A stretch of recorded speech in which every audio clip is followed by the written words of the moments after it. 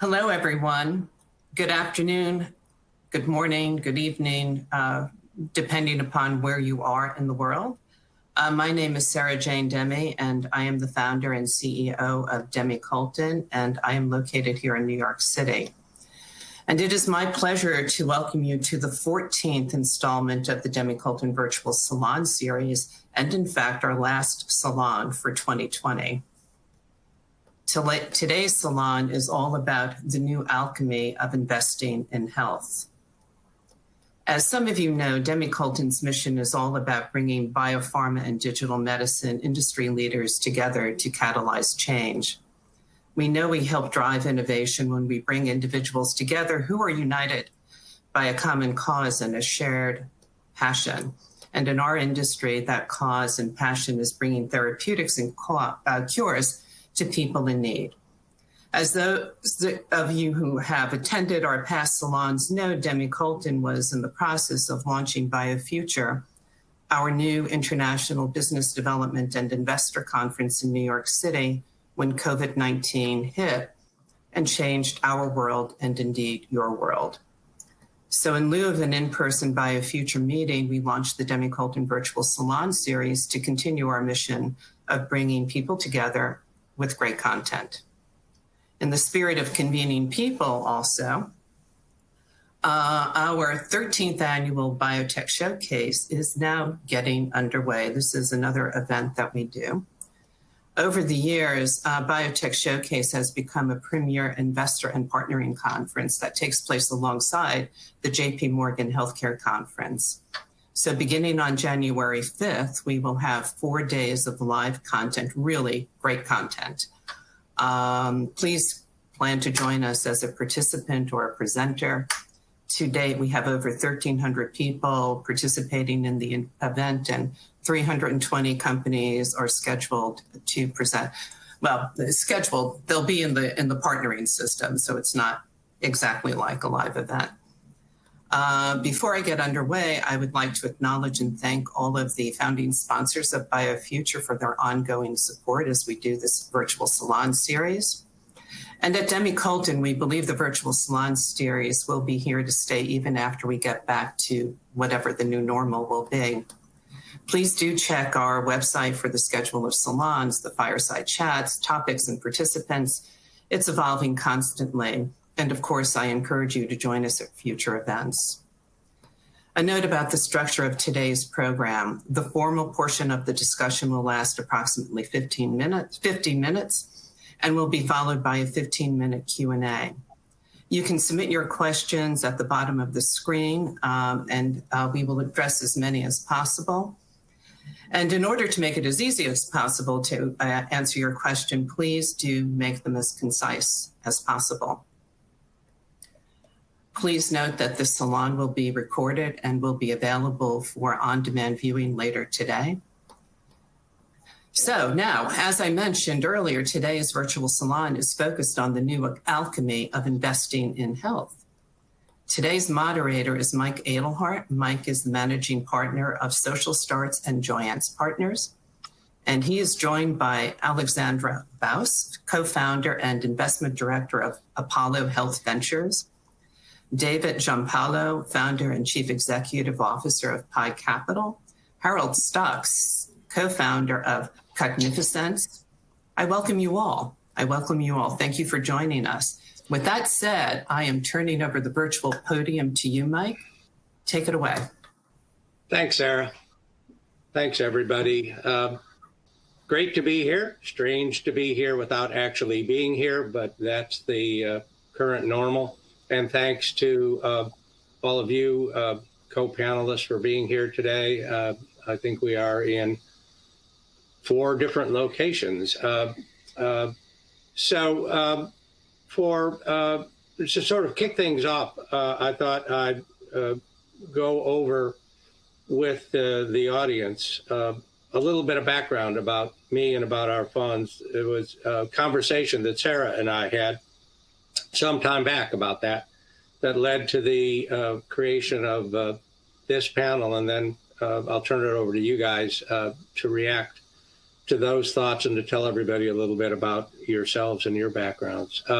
So I am the general partner, managing partner of a set of very early stage venture funds. We call what we do moment of inception investing. So at the very beginning of companies, and our funds are focused on the emerging science of individual health and through health, the delivery of happiness. So we are a fund focused on health and happiness. We're deeply scientific, 4 PhDs, 3 medical doctors, bioscientists, data scientists on the team. But we come at this from a rather different point of view than traditional bioscience investors have, or even than some of our other venture colleagues do. We believe that health is undergoing a fundamental change. That if you look at health historically and health investing and bioscience investing historically, it's about disease and drugs and hospitals and payers and intervention in relatively catastrophic events, trying to keep people from dying. It's monochromatic, it's institutional. Today, we believe we're already seeing a world where care is moving from disease intervention toward prevention, where bioscience and medicine is moving from institutional centricity to individual focus. And health science is becoming increasingly complex and distinctly personal. And we believe the future is going to look utterly unlike the past, that every aspect of medicine, every aspect of care is set to be overthrown by an army of new possibility and choice coming from scientific breakthroughs and changes in the attitude of the rising generation toward their own health and their participation in their care. And we feel that creates a whole new arena for bioscience, for medicine, for health, and as a result, for bioscience, medicine, and health investing. We, in our fund, are asking different questions in these scientific areas than traditional bioscience investors have.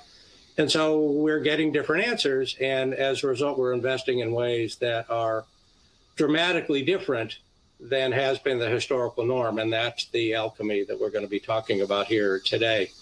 So panelists, I'd love each of you, based on that, to introduce yourselves, say a little bit about your background, and I'd love to hear any thoughts you have on that little mini manifesto I just laid out. Alex, you're an investor, so why don't we start, and then Harold, and then David. Sure.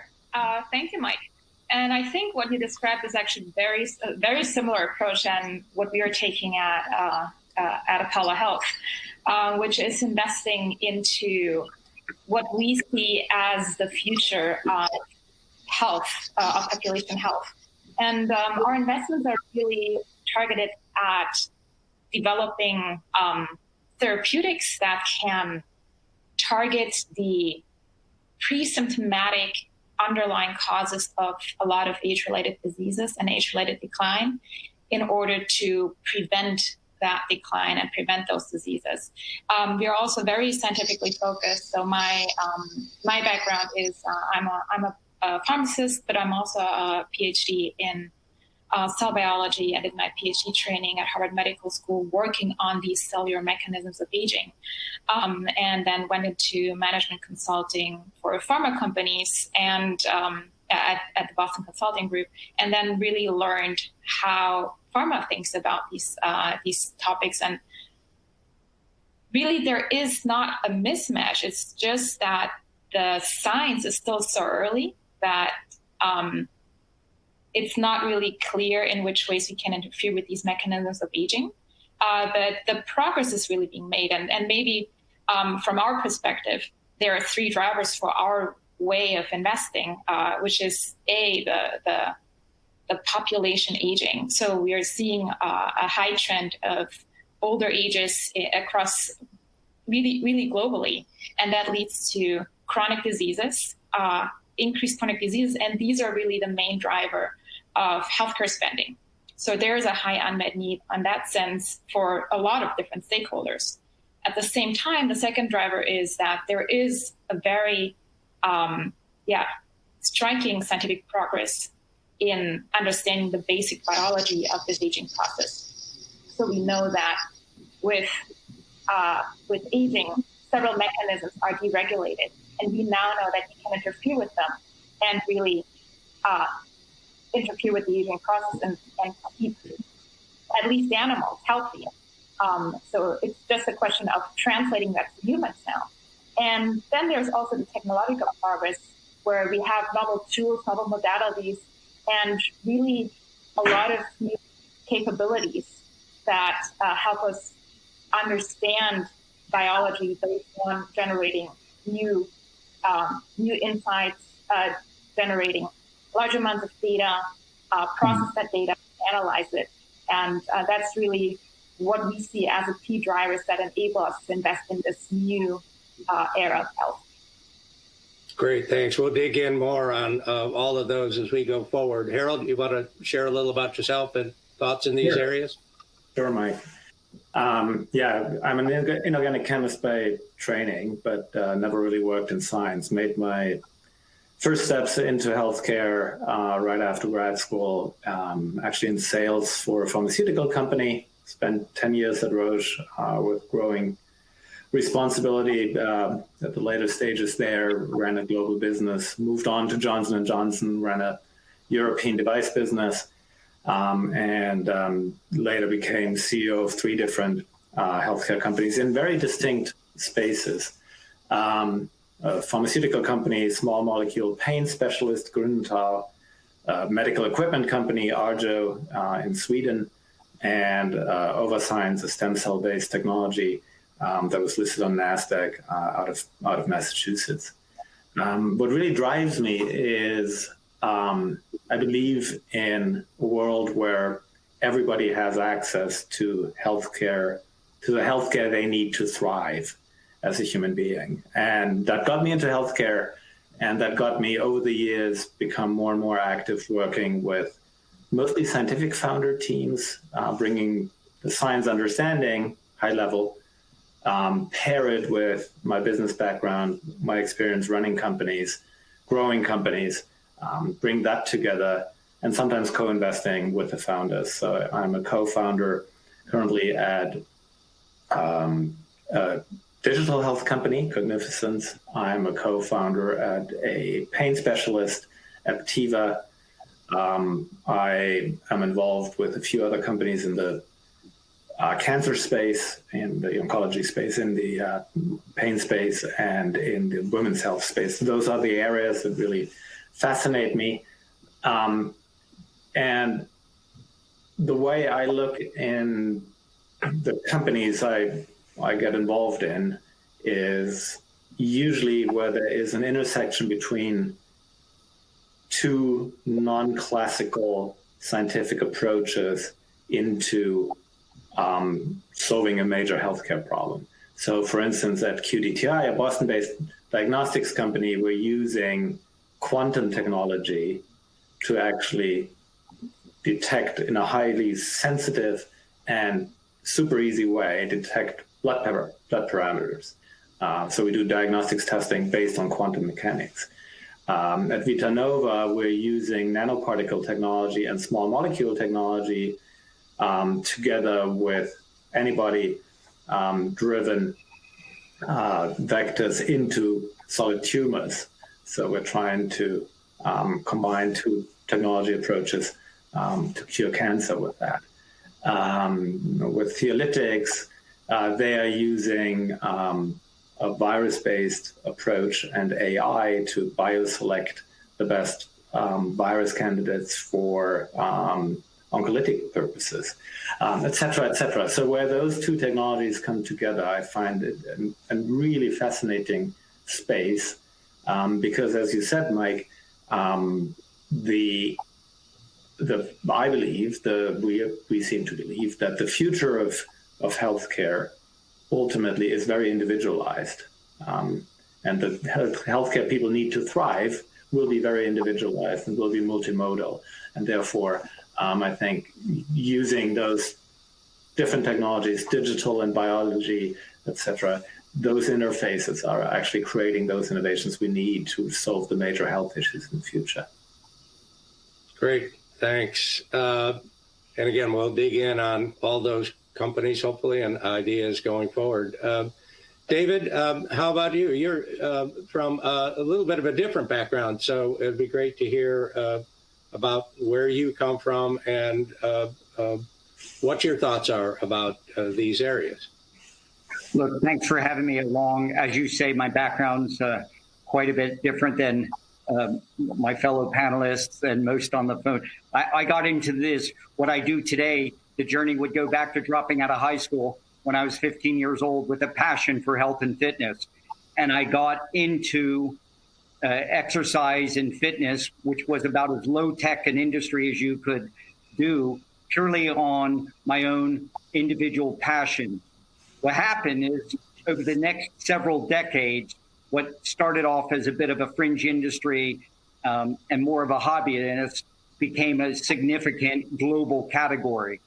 And over that journey, which would have been about 40 years, you went from an industry which had zero technology to now, depending upon how you define health, fitness, wellness, you think about bioscience, you think about wearables, digital therapeutics, companies like, Apple, Google Fitbit, Garmin, Whoop, Amazon just got in the space. You're seeing a proliferation of capital and companies that see health as one of the last great frontiers in which to disrupt and develop. And so as you say, I've come from the journey, I'm on this journey from a completely other end of the spectrum and have made a number of direct investments in companies, as well as an LP and a range of funds that specialize or at least have a focus on health and well-being and longevity. Companies such as Exy, which is an app focused on exercise for chronic disease. A company like Oga out of India, which I'm delighted Joyance invested alongside with me, which is helps people to exercise in real time accurately. Companies like Juvenescence, which is focused on longevity. Companies like Gusto, which is food tech. Sarva, which is yoga and meditation. Wild AI. So I have probably, 10 investments in this area, and I'm quickly going up the sort of what I would say is the more traditional fitness, health, wellness, much more even into the science area. Great. Thanks, David. And I think looking forward to hearing your distinct view in all these areas. The intros you guys did caused me to realize that I said what I do for a living, but I didn't say anything about my background. So I am only very marginally a bioscientist. I started my career as a journalist, and among other things, I did books with scientists like Jean Lindenmann, the discoverer of interferon and things like that, and covered biosciences for many publications for years. But most of my career has been in computing.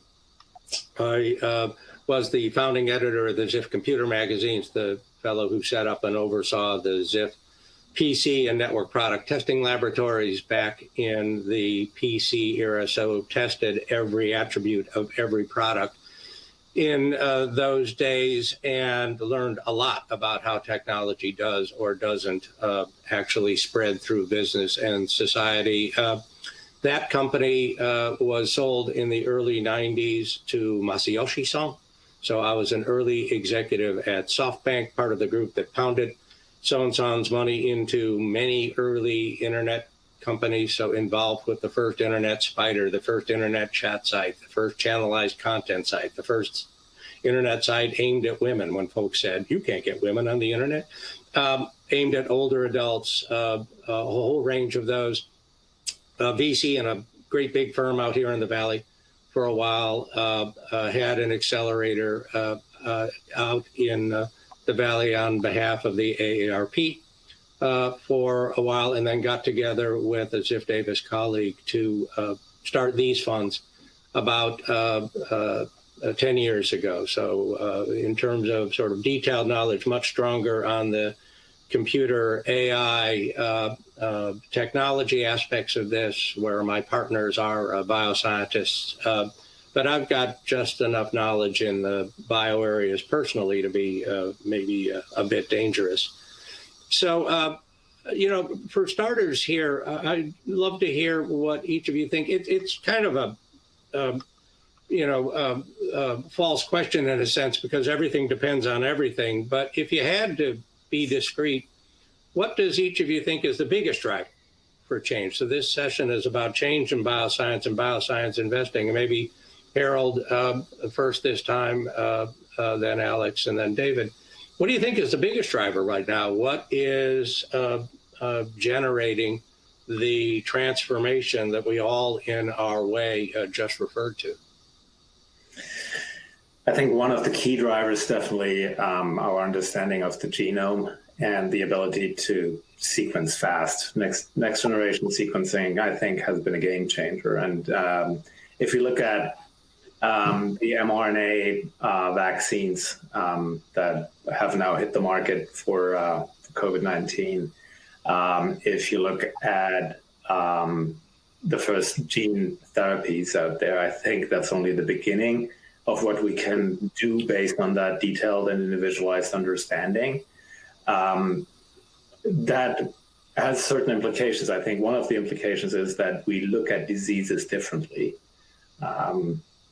I think we look at diseases like cancer, probably as a curable disease in the future, but also not as just lung cancer, not even as just small cell lung cancer. We will look at it as what kind of surface proteins is that tumor expressing? How are we dealing with that therapy? What does that mean to the individual? I think that's one aspect if you take oncology, for instance. But you can apply the same concept also to other conditions. With Aptiva, for instance, a company I just recently co-founded, we take a different approach to treating pain conditions, chronic pain conditions. We take a very targeted approach where we have a target to disease link. And all of a sudden, the number of pain conditions, if you look at those, they are not just neuropathic pain. They're not just nociceptive pain. They're not just, but there are subsegments, there are subconditions, and certain receptors or receptor pairs, a technology that Blue Therapeutics I'm involved in is looking at, will allow us to come up with even small molecule therapies that are way more efficacious and do not have the side effects of current opioids, for instance. And they can be life-changing for individual populations. But I think what we need to be prepared to approach is that some of those conditions are maybe just 10,000 patients on the planet. So we're going to treat them a little bit like orphan indications. So again, there's this deep understanding of the genotype and phenotype of pain conditions. It's pretty similar to that detailed understanding of what a cancer really is, and not just a generalized condition. And I think what that also requires then in turn is way better ways to diagnose those conditions, a way more detailed understanding, a way more effective way to handle way more complex data systems. So here comes AI, for instance, into play. How do we approach clinical trials? How do we approach subgroup analyses in larger population scale trials, et cetera, et cetera? So I think for me, the driver is really the understanding of the genome and the ability to sequence really quickly. And now this is creating like an avalanche of individualized therapies, in my view. Got it. Thanks. Alex? Sure. Thanks, Harold. This is actually very similar to what my thoughts are on this topic as well. I mentioned earlier that one of the biggest drivers is population aging and chronic diseases, but this is really something that's been around for a long time. And so far, we've been really treating that as something that is only treatable once you actually develop a disease, and more of a symptomatic approach. I think the real driver to what we are now doing is this progress in both the science and the technology. And this is something that Harold has referred to. And I would say that it's not just genome or genome sequencing or understanding of the genome. It's actually a much deeper understanding of a lot of different biological processes that we just weren't aware of before. It's the genome, but it's also the regulation of the genome, which is involving chromatin biology, RNA biology. There's a lot of, it's called regulatory RNA that we just didn't know about for a while. And there are things like the microbiome, which is still kind of a mystery for a lot of us.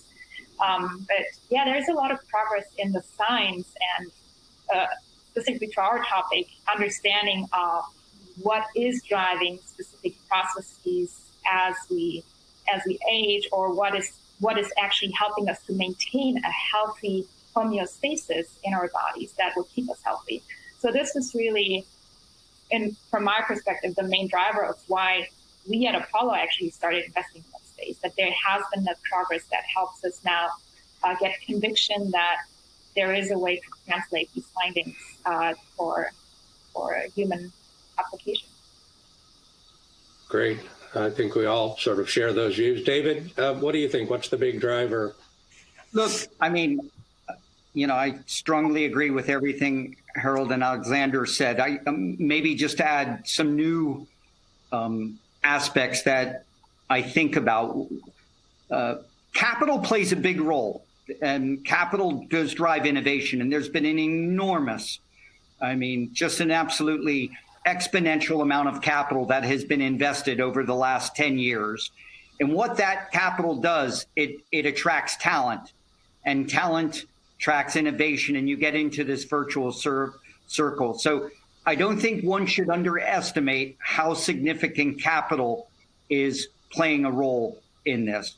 I totally agree with things like Harold said, mRNA, think of CRISPR-Cas9, and just think of companies like, 23andMe and Ancestry.com, and just think of the level of awareness that is prevalent out there. You can't pick up a newspaper or a magazine or whatever where there's not an article about diabetes or hypertension or obesity, et cetera. And so I think there are a lot of issues which play a role in underpinning this virtual tsunami of innovation and capital that's flowing. And as you say, when you see major companies, both pharma companies, big tech, starting to recognize health. I won't get the quote right, but Tim Cook basically said, we believe we will be remembered for transforming health, not the creation of the iPad. And I believe more and more, Jeff Bezos has made comments like that. So I see these as drivers. I also think the science community cooperates. Whilst we have many geopolitical problems, it would still appear that science and peer review papers, there's a much greater level of global cooperation in sharing knowledge. And I think that plays, a big role. If you think about the role of machine learning and artificial intelligence and how that has accelerated our learning, to think about, there's experts on this panel and in the audience, way better than me, but just think about the speed in which multiple vaccines have been created. What used to take a decade has happened in a year because of mRNA and stuff like that. So I believe, are still in the earliest days of a profound, development in the area of health, fitness, wellness, bioscience. Even the understanding of sleep and nutrition has gone up exponentially over the last couple of years. So those would be my contributions to the other things said. That's terrific. Thanks, David. Now I want to go back in a minute to that question of the change in sort of global cooperation and force in science. But just to add my couple of cents in here, I'm going to cheat. That's, as the moderator, I get to cheat. I asked each of you to talk about one. I'm going to refer to several. And one, we believe very strongly, like you do, Alex, in the microbiome. Blue water area of science, where every time we look up, there are more striking, dramatic indications. Not a lot of fundamental truth yet, but more and more indications of effects on depression, effects on body behavior, regulatory effects internally, all from dramatically different vectors. So we focus a lot there. We expect to be focusing even more. It looks, to me, a lot, when I read about the early days of genetics, this feels the same. It's just stunning and has the potential to sort of change the perspective on everything. The second, going back to the definition of our fund, we believe that the recognition of the role of happiness in all this is really important. This is all about humans. So it's care of humans. It's diseases in humans. So what do humans want? What do humans expect? And we are seeing in the rising generation this very strong thrust of, I have the right to be the best me I can be, inside and out. And I have a right to have a role in the determination of the best me I can be, inside and out. And therefore, all of these areas of care belong to the care system and me. And I want them because I have a right to be happy, as I define it. And attitudinally, we think that's very important, but also increasingly, because of the growing sensitivity around these areas, we're seeing more science. We're beginning to see the first serious indications that happiness-related behaviors, generosity, sharing, have significant biological effects. So this isn't just rhetoric. It is, in our view, actual science, very, very fundamental, and we think is going to begin to change perspectives. Just sort of from a harder nail point of view, I'm a technologist by background.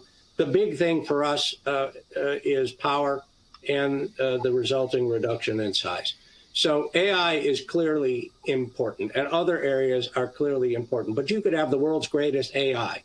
And if access to the data necessary to build that corpus could only come from a giant machine that required huge amounts of power and acolytes to run it, you'd still have to go to the hospital to get the information out of your body to go into the corpus. You'd have to go to the hospital to have the diagnosis done that refers information from your body to that corpus. And the big change for us now is that that can be done with very, very small amounts of power.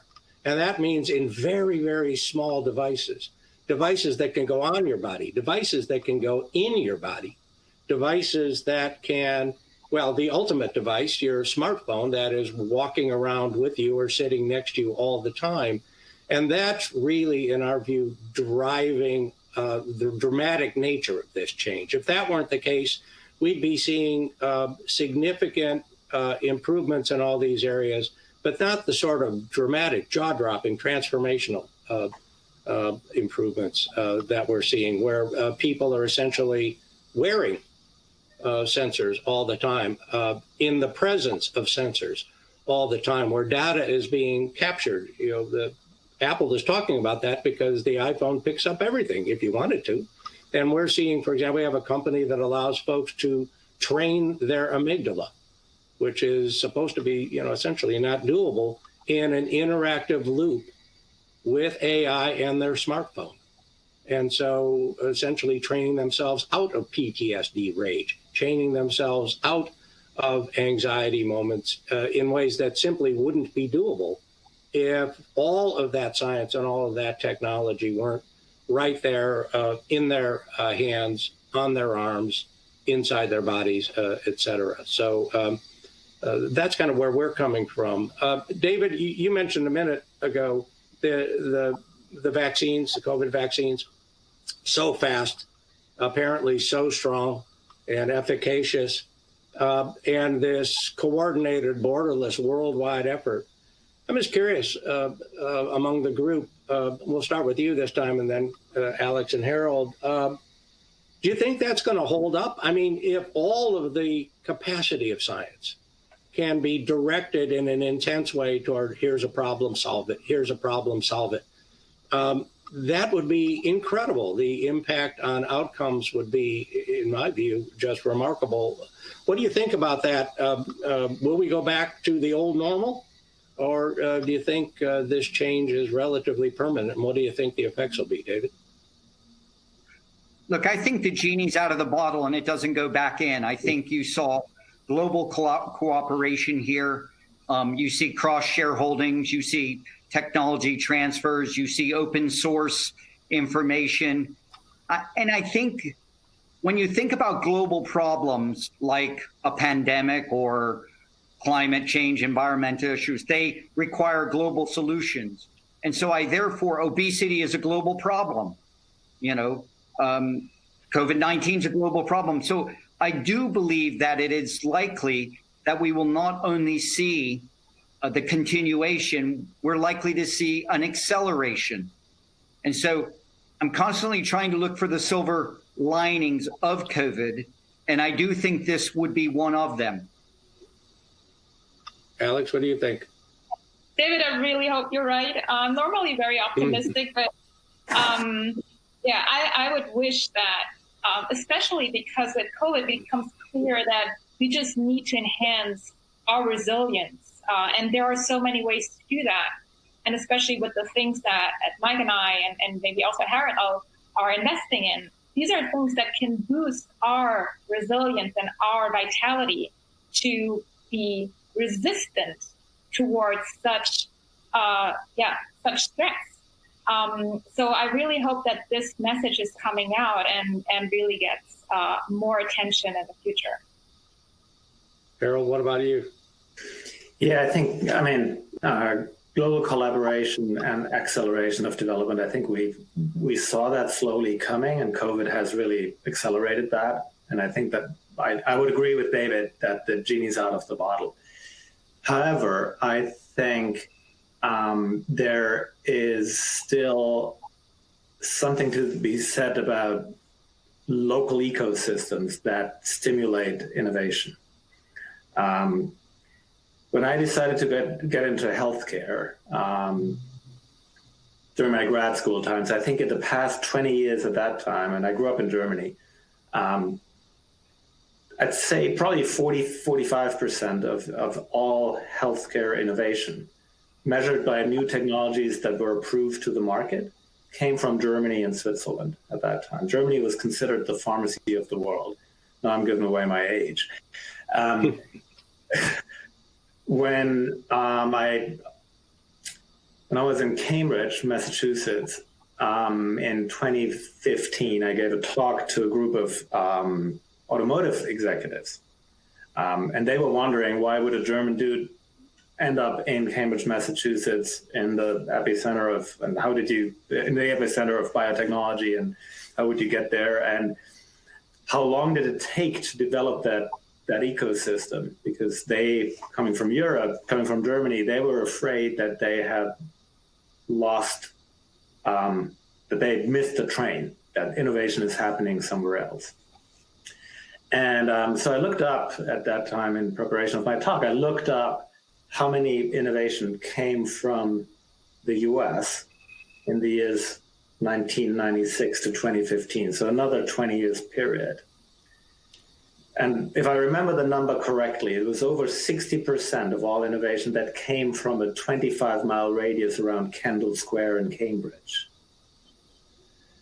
In only 20 years, there was a sea shift because of an ecosystem that provided capital, to David's point, and a huge amount of capital, because a lot of those investments were really, really successful, and a lack of additional high risk, high return investment opportunities.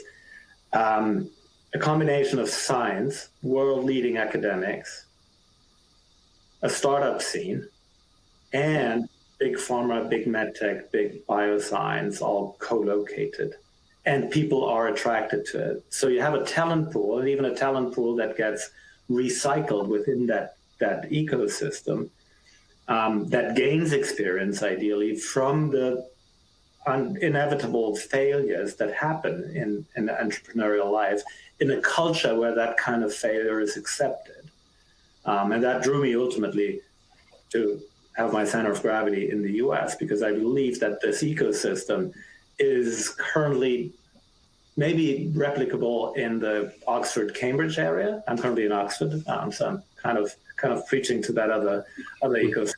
Ecosystem. But I think there's a requirement for that informal exchange, the proximity, the human interaction to really drive innovation. We can do a lot on Zoom, we can have virtual salons, but I think the proximity, the informal exchange, the reading of body language, creating that trust in a team that then ultimately leads to breakthrough innovation, even when people from different backgrounds come together, I think that's important. The globalization and sharing between academics, the virtual work, not only in that epicenter, I think that will continue and it will accelerate. And hopefully immigration will be open into the US and into the UK, even after Brexit and now with the new administration in the US, because also those global talents will need to be in those ecosystems. They cannot just be remote. So that's my 5 cents in terms of globalization, acceleration of innovation. A lot of it will be virtual, but there has to be that local ecosystem, I believe. Yeah, makes sense. And at the same time, in research, we see frustration, impatience, a desire to get moving from the rising generation in these directions. And that was before COVID. And we feel that COVID has sort of dragged chunks of the future forward. So we see companies where we have one now that helps older adults train themselves to avoid falling. That company has been an adjunct to traditional care. It's the take-home part of a rehab, the take-home part of going to a clinic, et cetera. This year, it's been the entirety of care, and they've changed the product, they've changed the relationship with those individuals, and it's rather clear the individuals like it. They don't want it to go back, and so things are going to change, and the old status quo won't ever return. And I think and hope that similar things are going to happen in science, and in not straightforward ways, but potentially in unexpected ways. Again, we're here, members of the audience, we are all in different places, cabin, university, an office in San Francisco. And we aren't in some place with a big, expensive shared experience system. We're just sitting at our desks. And soon we may be able to have similar kinds of shared experiences, even if we're not sitting at our desks. And so there's sort of a thrust toward an effacement of traditional geography and a thrust toward straightforward ambient cooperation that we hope, we imagine could have an effect on science going forward. We'll see. Getting vaccines in a year is a good thing. But talking about vaccines, I mean, this is traditional science brought forward fast, but in a traditional way. So we're a bit from the radical fringe here in this session, but I'd like to turn at least a bit of attention toward the traditional. So with all this change going on, what do you see, and maybe primarily Harold and Alex, because of your backgrounds, will be the role of traditional bio and the role of traditional bio investors if the edge of innovation moves closer to people and prevention? From our point of view, it's certainly not going to go away. disease isn't going to go away. Clinicals aren't going to go away. The requirement of taking things through very careful examination before you expose populations to them isn't going to go away. But its role is likely to change. And we believe that the role of the hospital may very radically change, because if folks are getting sick less often, less dramatically, and more of the care is happening at home, and the payers say, wait a minute, and individuals go, I like this, then there may be less reason, less desire to go into those traditional sort of dying parlors and seek care there. But what do you guys think? Harold, maybe you first on this one, that is Alex, and David, would love to hear your point of view as well. Well, I think what we've seen is, to your point about hospital capacity, that in normal times, hospital capacity has been reduced over time significantly. Length of stay has been reduced. And I mean, I might extrapolate just from myself, but I never felt the desire to stay in a hospital. I mean, I only had to stay in a hospital once, but once enough. I mean, if I can avoid that, I will avoid it. And I think I'm probably not alone there.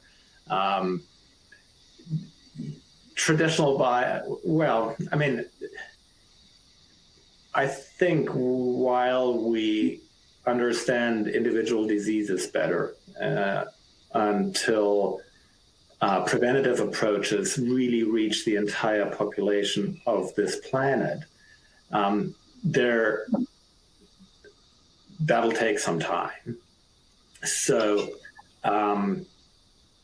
curing some infectious diseases that we've tried to cure for a long period of time will need a new understanding, but might have a very traditional approach to it.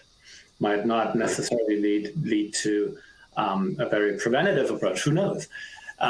So I think there is a role for traditional medical approaches, but we've already seen that there are more curative approaches than symptomatic approaches that succeed, which is very encouraging. I think our understanding of aging, to Alex's point, and maybe even recognizing aging as a separate disease itself, is a new approach to thinking about chronic diseases and how we treat them before they even show up symptomatically. But there will be symptomatic patients that might just need symptomatic treatments, right? So I think there's a role. I think also that the role of traditional bio-investment and traditional players will not go away. I think if you look at the traditional players, big pharma, big biotech, the established players, what they have perfected is the regulatory approval process and the commercialization. They have perfected to kill innovation, but they're getting better and better in spotting innovation in startups and picking them up or partnering with them in new approaches. BioNTech and Pfizer. BioNTech has only been around for 10 years or so, never had a product. We're able to accelerate this. Pfizer helped in enrolling the trials and lining up manufacturing, et cetera, et cetera. So there are symbiotic approaches. So I don't think it's an either or that we will see. I think it will be an and. It will be more complex, maybe. And managing complexity, managing global complexity, I think that's the challenge that we will see and how we can tackle that. Yeah. Got it. Thanks. Alex, what about you? Yeah, I agree. I think actually it will be like an evolution, because the way I see traditional biotech investing or traditional bio-investing and pharma is it's driven by an unmet need, an unmet medical need. And then it's also driven by potential solutions that can address those unmet needs. And at the same time, it has to be a commercially attractive opportunity. And what we're investing is exactly that. It's just driven by these new solutions to address those unmet medical needs and just new knowledge that is emerging. And so my vision is that the traditional biotech investing will just in general shift more towards that approach, because it is possible and it's a very attractive market, not just for the pharma companies, but also for the patients. It's really a desirable outcome, and also for any other stakeholder. So that's my view on the evolving bioinvesting trends. Great, thanks. David, if you don't mind, I'm going to jump in here because they're letting me know there are a whole mess of folks that have questions. So if you don't mind on this one, I'm going to go back to Sarah and open it up for questions. Okay, thank you. Thank you, Mike. What a great discussion. I do want to say a few things. Both BioNTech and Moderna were part of Biotech Showcase last year when they were still small companies. Now they're bigger companies.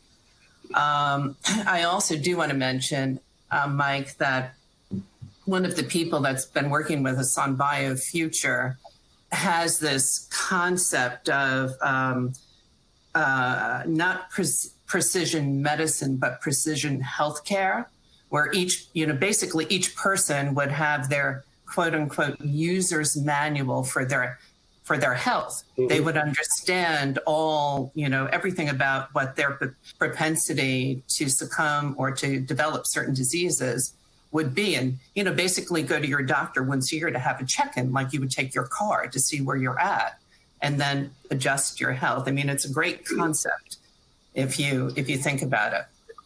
It's a great concept, and we see aspects of that. I'd say I'd alter one thing you just said, which is there's still that traditional presumption that you're going to go to your doctor. Your doctor is going to come to you. Yes. Who wrote that? All of that is available. Yeah. And, right. The patient will see you now.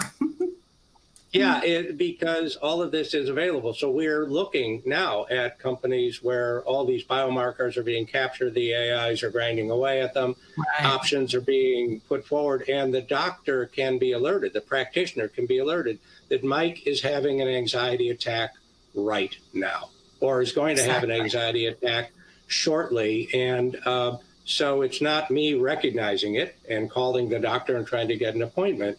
It's my phone rings. Something pops up on my screen. A song starts because the sum total of information says this is the set of inputs that calms me down or that has the effect. And that's a very different interaction from traditional interaction. I can't wait for this new world to keep coming at us. I understand that there's an automotive manufacturer who is putting sensors into a car so that they can send feedback automatically to your doctor, about your condition, which I think is, I think it's just great. So let us get to some of the questions. Other people did chime in. We have a number of questions, and one of them, Alex, you may have already addressed this to a degree, but somebody wants to understand, and this could also be for Harold, how is pharma thinking about prevention? My impression, or this person's impression, is that they're holding back and waiting for a clear regulatory pathway. Yeah, I can address this because I think prevention right now is not very attractive yet, because it takes a long time to actually show that you can prevent something, especially if you're talking about chronic diseases. You would have to start treating or start running a clinical trial when the patient may not even show symptoms yet. And I think that's where we're currently moving towards, identifying pre-symptomatic disease based on specific biomarkers. And once we have those biomarkers and we know that we can modulate them, then it becomes much more interesting to run a clinical trial, because once you show that you have a surrogate endpoint, such a blood-based biomarker, for instance, and you can modulate that, similar to what we've been doing with cholesterol, then it becomes a much more attractive market. And I mean, you see the statins, they've been really popular. So I think generally pharma is in favor as long as we have those biomarkers. Right. Yeah. Thank you, Alex. Harold, do you want to add? Maybe a comment, Sarah, if I may. I find my belief is that probably prevention will rest with the informed patient consumer for a long time, because as long as a reimbursement system has a pretty short-term view, prevention doesn't really provide a financial incentive to to a payer, for instance. I remember just not so long ago a discussion with a payer about a preventative model.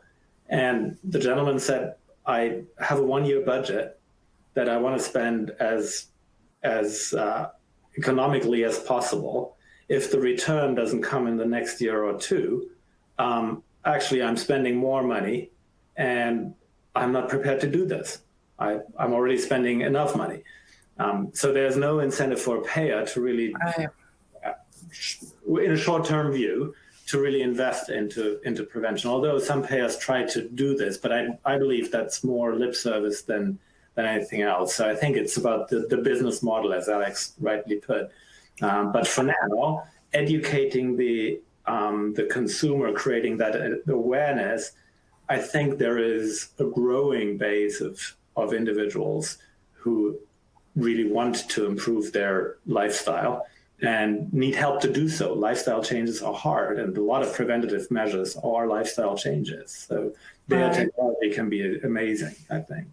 Right. Can I add one comment on that?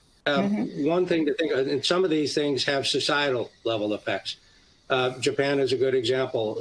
An enormous older population, a falling younger population, and so huge impacts from diseases and conditions that tend to come late in life for the whole country. So governments may get involved here and encourage or even compel changes in behavior of corporations to address some of these issues before they begin to erode the social fabric. Yeah, and to Harold's point, he pointed out, an issue that I think is going to require structural change in the U.S. at least, with regard to how payers and hospital systems and PBMs and everybody interacts with the newer thinking, if you will, for healthcare and maintaining a healthy lifestyle, or what is the new terminology? Health span versus lifespan. Right. So, exactly. Okay, moving on to another question. How do you overcome the complexity of understanding of the science, given that not all people managing capital understand science? Well, maybe I'll take that one, and then they should all talk to you. Yeah, they should talk to you guys. Well, it's too complex for anybody to know everything. It's really too complex for anybody even to know all about everything. But we're big believers in diversity in every respect. So we have PhDs in immunology and genetics and chemistry and neuroscience. Lots of different points of view. And we have scientists who are in their 50s and in their 20s and from Asia and Europe and the US. So the multiplicity of view, the multiplicity of background, alongside consumer folks and computer techs like me, we think is essentially just kind of surrounding and attacking the problem, giving us the greatest potential to pick up critical factors. We don't think any one person, regardless of education and skill, can do it. It literally, for a fund, takes a village. Yeah, a team. Anybody else want to add to that? I would just Alex, you first. I would echo what Mike said. Actually, our team is very diverse. We have neuroscientists, chemists, pharmacists, biologists. We have all of these expertises on board to evaluate science. But then, of course, we're also talking to external experts because we can't have all of the expertise in-house. So that's something that's really important. And that even if an investor is not from the space, they could probably outsource some of that expertise. Okay, great. David?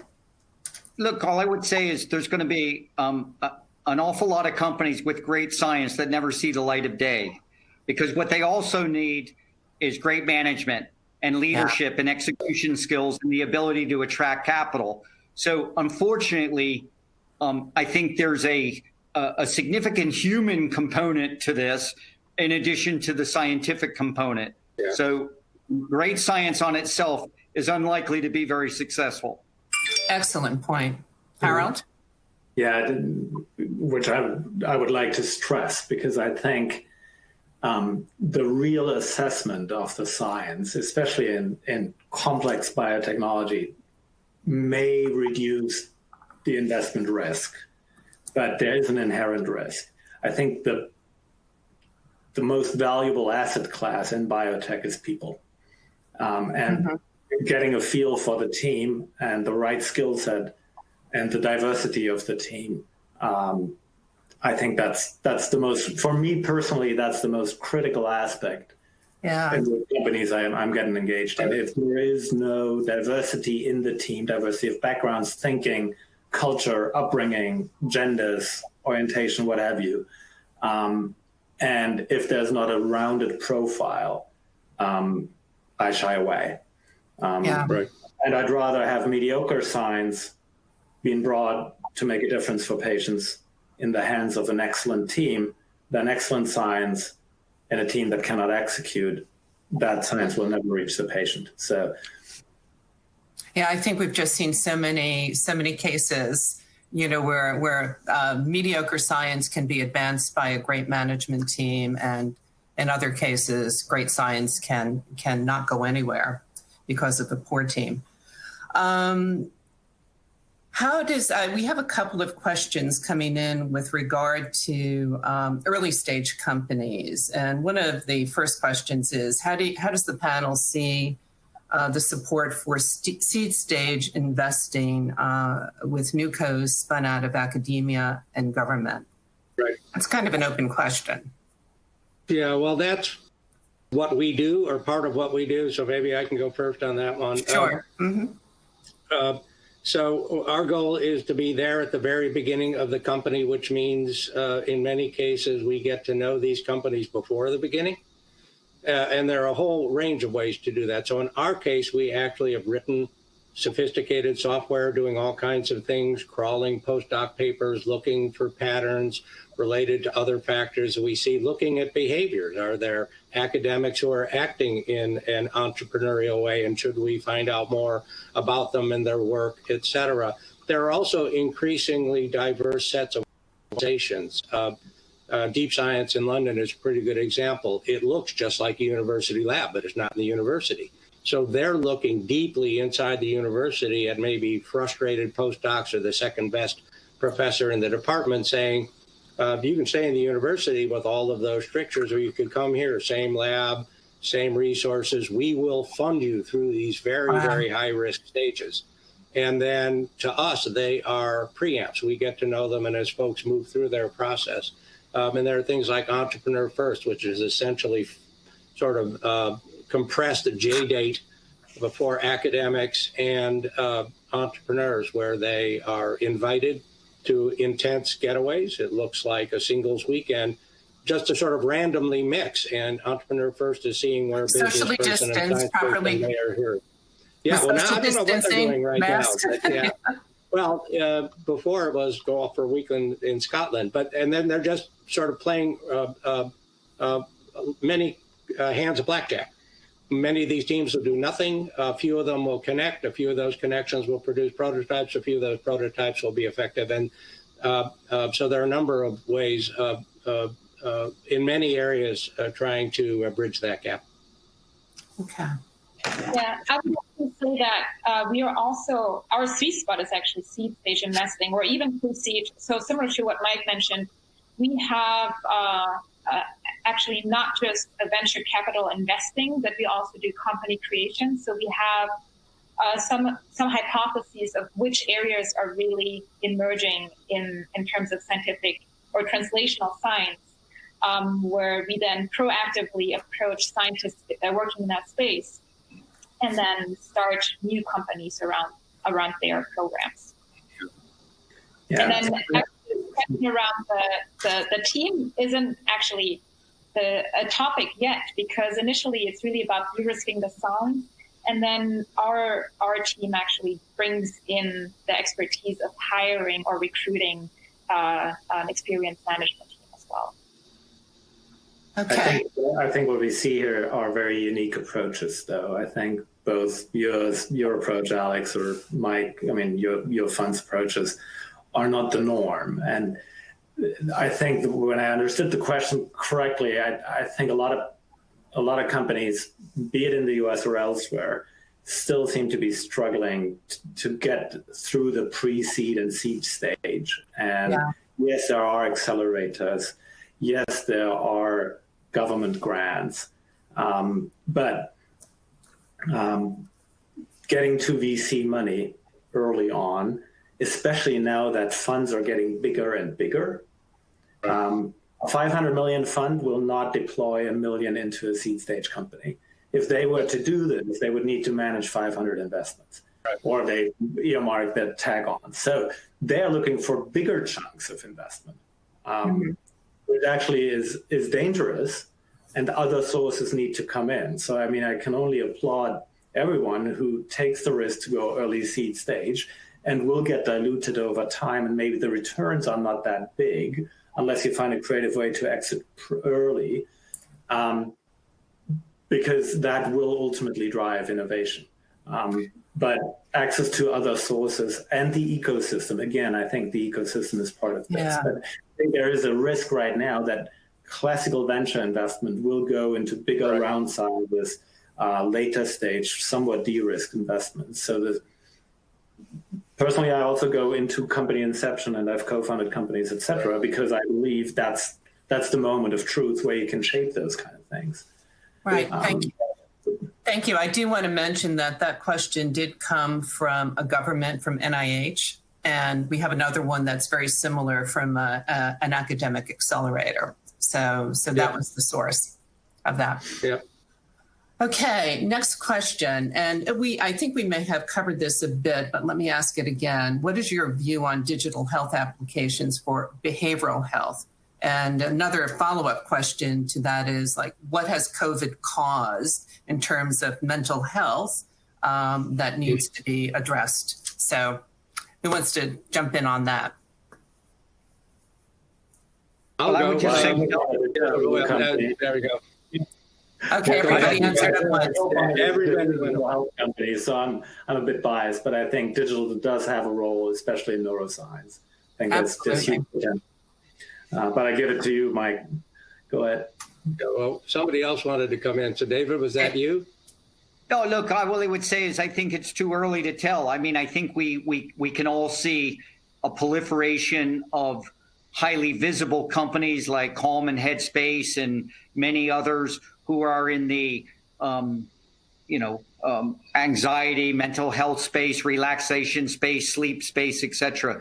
But I think it's early days. I think that COVID has likely will have such a profound disruption on people's lives. I don't mean just the shelter at home period and all, but the sort of medium and long-term implications of COVID. I think it's too early to tell, but suffice to say, I believe that everything I've read so far would say that all indications are COVID is having a profound impact on increased mental health challenges for not just one particular cohort or age group, but across the spectrum. Yep, that's what we see. There's broad agreement that there was already a worldwide tsunami of stress, particularly among the young, but everywhere. And COVID has just exacerbated that. So folks are hurting. And a lot of entrepreneurs are reacting to that hurt. And it's, we've probably seen 300 companies in recent months in various aspects of this, but it is very difficult to know early on just what will work, what people will accept, what sort of has legs. But a lot of activity and interest in this space across a pretty broad range of science, really. Okay, let's move on to, here's another question just for the early stage companies, and maybe Mike, you can take this one. What developmental stage should a health company be at before you would consider investing? Or maybe that's a question for everybody. Well, so, Alex, why don't you go first? I went first on the last early stage one. I'll go second on this one. Yeah, it really depends, actually. I know that there are a lot of other funds that say you have to have a clear path to IND. You have to be like a year away or even shorter away from an IND. For us, that's not the point. For us, there has to be just a clear strategy. But even then, we also help with that strategy. So the sweet spot that we usually come in is when you have a proof of concept in an animal model with a lead compound that needs to be optimized. But that said, we also come in earlier and help with building up a discovery platform, or we come in later where you already have your lead optimized and are just planning to go into tox trials. So it's not clear, but I think you're probably not the traditional investor here. So. Okay, Mike, did you want to add? And I'll give a general answer and then our specific answer. So the key thing to keep in mind in each area with every different kind of science, every different geo that a company might come from, all investors are different. All investors reflect the prejudice of the investors behind them and their sources and background. So you could get exactly the opposite reaction from different investors, and doing that kind of research and understanding of who you're talking to and what drives them is key. So we just had a great big family foundation from England underwrite one of our early companies because it is a passion for that family to create new opportunities in that space. So non-traditional investors, public investors, we, among other things, track public and other cash flows. So is the NIH or the National Science Foundation or universities supporting you in various ways? Those are all sources of capital. Our fund is actually designed for the very beginning, and we're pretty open about what we do. So if you come to us, we first define areas that matter to us each year in very great detail. So rising because of COVID, telehealth, and the challenge in telehealth isn't the session, but the palpation. The patient is there, but how do you get all the data related to the patient and that deep sense that the doctor gets from touching you and looking at your eyes and all of that? And so we are looking for those, and not just our team, but our system is looking for those. And if our fund is working right, we will be aware of every single entrepreneur on earth active in those areas. So if you came to us, we know we have an interest here. We've developed a rather deep point of view here through our team and our research, and then we're looking at you to understand how your science and tech, your team, your business model, a number of these factors relate to every other company we're aware of.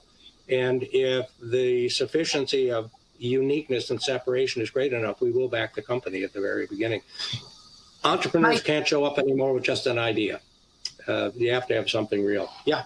Okay, Mike, everybody is going to love you. You're now everybody's new best friend that wants to start a company. So we send them over. We are set up to analyze a lot of companies. Yeah, I know we only have like 2 minutes left because I know you have to go, and maybe this goes to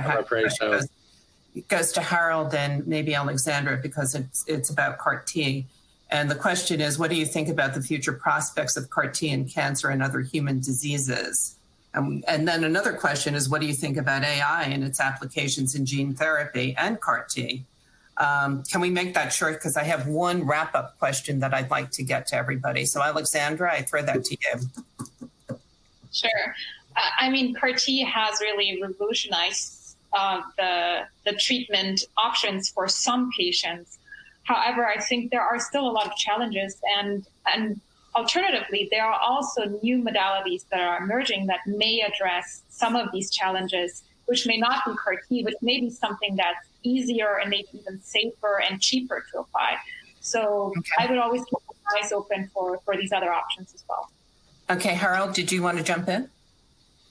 Yeah, I mean, CAR-T obviously for some liquid tumors has been a breakthrough, somewhat disappointing in carcinomas, but I think there are definitely ways to tackle that. Very targeted approaches where sequences on the tumor surface are identified and the T cells are modified accordingly. Oncolytic virus approaches, But the data that we have to understand are humongous. So if you don't pair it with AI, and to that question, I think there are immuno-oncology approaches that will be AI-driven and use technologies of gene editing, et cetera, and our better understanding, and they will be curative for solid carcinomas, I'm pretty convinced. Okay, great. Thank you. Thank you. David, I have a question for you that I think I'd like you to tackle. With all the new technologies that are emerging, how do you see the chasm between the clinician providing healthcare service and the consumer advocating for their healthcare narrowing? How do you see that? I mean, we're providing so much information to the consumer these days. How is that going to work with the physician? It's a great question, and I actually don't think I have the answer. Okay.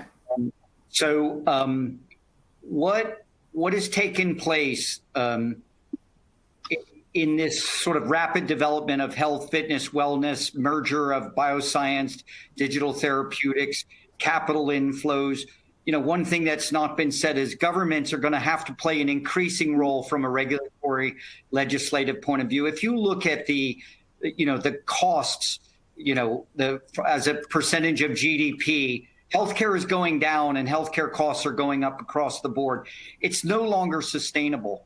And therefore, individuals are going to have to take a lot more control of their health and well-being, and in both in a preventative sense and in a treatment sense.